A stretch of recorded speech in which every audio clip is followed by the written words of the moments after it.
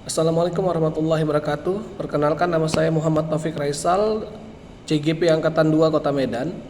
Di sini saya akan coba untuk menjelaskan tentang koneksi antar materi 3.1 tentang rangkuman dari setiap pembelajaran dan program. Jadi program guru penggerak yang telah saya ikutin ini hampir 6 bulan memberikan banyak sekali pengetahuan bagi saya dan banyak bekal untuk menjadi guru yang dapat menggerakkan proses pendidikan dan pembelajaran baik di sekolah maupun di luar sekolah.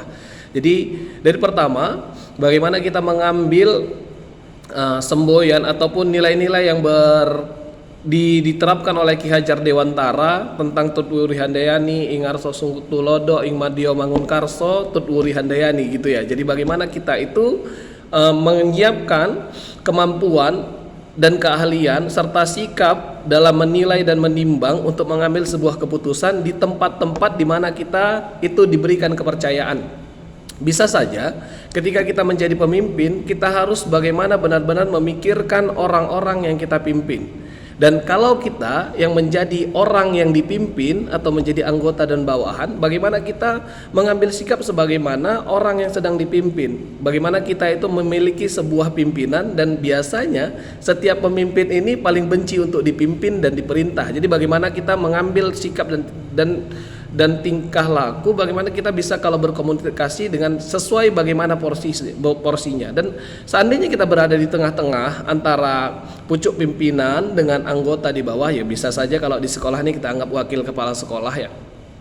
Bagaimana wakil kepala sekolah ini bisa menjadikan pimpinan dan anggota itu sebagai perantara yang baik. Jadi kalau dia itu hanya menetralisir hal-hal buruk. Jadi yang dari atas mau ke bawah buruknya dihilangkan, dari bawah mau ke atas itu buruknya juga dihilangkan. Jadi yang sampai itu baiknya bawahan, yang sampai di bawah baiknya atasan. Ini penting. Jadi bagaimana kita mempersiapkan dan mengambil kebijakan dalam setiap posisi kita. Dalam mengambil setiap posisi kita, seperti yang sudah kita pelajari, kita bisa mempertimbangkan 4 paradigma, kemudian 9 langkah, jadi gitu ya. Jadi paradigma dan 9 langkah itu penting bagaimana kita mengambil sebuah keputusan.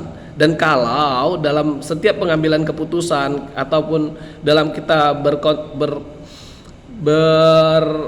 bersama dengan teman-teman guru yang lainnya itu ada permasalahan, mereka kita lihat punya permasalahan, jangan lupa untuk menerapkan praktik kucing ya. Jadi bagaimana kita menerapkan apa yang telah kita dapatkan ini dalam sebuah masyarakat. Jadi dalam sebuah institusi, sekarang kita di sekolah misal, jadi dalam sekolah itu bagaimana kita menjadi contoh suri tauladan yang baik dimanapun kita berada, walau kita menjadi guru biasa, wakil kepala sekolah, ataupun kita kepala sekolah, bagaimana kita saling mementingkan kepentingan orang lain tanpa hanya mementingkan diri sendiri, bagaimana kita juga mementingkan kesejahteraan orang lain tanpa mementingkan kesejahteraan kita sendiri. Kalau bisa senang sama-sama, kenapa harus susah sendiri-sendiri? Saya rasa demikian saja dari saya. Wabillahi taufik wal hidayah. Wassalamualaikum warahmatullahi wabarakatuh.